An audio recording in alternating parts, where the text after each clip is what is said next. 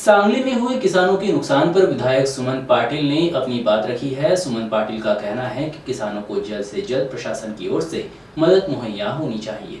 आज द्राक्ष शेतकऱ्यांच्या बद्दलची पण ताईंनी स्वतः सांगली जिल्ह्यातले आणि महाराष्ट्रातले द्राक्षामध्ये बागीतदार करणारे जे लोक आहेत, अवकाळी पाऊस आणि गेल्या 2-3 वर्षापासून सलग एक वेगळी परिस्थिती निर्माण होत असताना मोठ्या प्रमाणावरती शेतकऱ्यांचं नुकसान होतोय।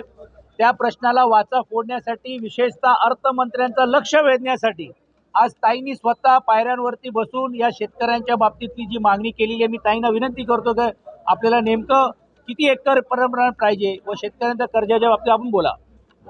आता एका एकराला 4 लाख रुपये खर्च येत असला 3 वर्ष झालं द्राक्षी आले नाही। ती आलेली द्राक्षी विकली तर व्यापारी द्राक्षे घेऊन पळून जातात, त्यांचे पैसे परत येत नाहीत। जे नुकसान झाले या अवकाळी पावसामुळे त्यामुळे 1 लाख रुपये एकरी मदत मिळावी आणि या वर्षी शेतकऱ्यांचं काहीच बागा आल्या नाही, तर त्यामुळे शेतकऱ्यांचं कर्जमाफी व्हावी एवढे मी शेतकऱ्यांना